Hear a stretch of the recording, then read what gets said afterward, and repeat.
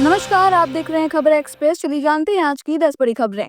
PM Modi बोले 2047 तक भारत बनेगा विकसित भारत। प्रधानमंत्री नरेंद्र मोदी ने आंध्र प्रदेश के कुर्नूल में 13,430 करोड़ रुपए के प्रोजेक्ट्स का उद्घाटन और शिलान्यास किया। उन्होंने कहा कि 2047 में आजादी के 100 साल पूरे होने तक भारत विकसित भारत बन चुका होगा और 21वीं सदी हिंदुस्तान और 140 करोड़ हिंदुस्तानियों की सदी होगी। मोदी ने कहा कि आज दुनिया भर को 21वीं सदी के नए मैन्युफैक्चरिंग सेंटर के रूप में देख रही है और आत्मनिर्भर भारत का विजन आंध्र प्रदेश से साकार हो रहा है। दिल्ली में बड़ा प्रदूषण, होगी कृत्रिम बारिश। दिवाली से पहले ही दिल्ली में प्रदूषण का स्तर तेजी से बढ़ रहा है। बुधवार को दिल्ली में हवा का स्तर 300 AQR पार कर गया। बढ़ते प्रदूषण को देखते हुए पर्यावरण मंत्री ने बताया कि दिल्ली में क्लाउड सीडिंग यानी कृत्रिम बारिश की तैयारी पूरी हो गई है। पर्यावरण मंत्री ने कहा कि दिवाली के एक दिन बाद कुछ इलाकों में कृत्रिम बारिश कराई जा सकती है, जिसके लिए मौसम विभाग की अनुमति का इंतजार है। भारतीय सेना की स्वदेशी पैराशूट सिस्टम की सफल टेस्टिंग।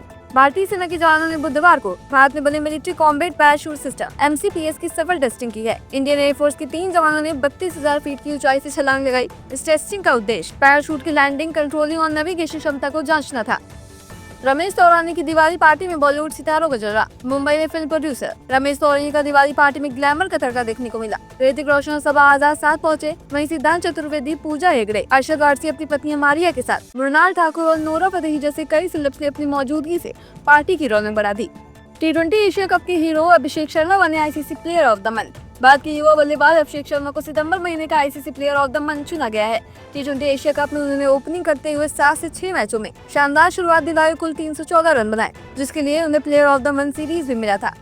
योगी का हुंकार, विकास बनाम गोरखा की बहस से राजद कांग्रेस पर हमला। उत्तर प्रदेश के CM योगी आदित्यनाथ ने गुरुवार को बिहार के सहरसा और दानापुर में रैली कर खूब हुंकार भरी और RJD और कांग्रेस पर तीखा हमला बोला। दानापुर में उन्होंने लोगों को जंगल राज की याद दिलाई और कहा बिहार में एक नई शरारत चल रही है, विकास बनाम बुर्का, जिससे राजद, कांग्रेस और उनके सहयोगी विकास के रास्ते में बाधा डालना चाहते हैं। योगी ने यूपी के माफिया मॉडल का जिक्र करते हुए कहा कि यूपी में माफियाओं को नहीं बख्शा गया और बिहार में भी जो अराजकता फैला रहे हैं उनकी दुर्गति होगी। सरासा में उन्होंने आरोप लगाया कि राजद, कांग्रेस बिहार की छवि खराब करना चाहते हैं, फर्जी वोट डलवाने की साजिश रची जा रही है और वे विकास नहीं बुर्का चाहते हैं।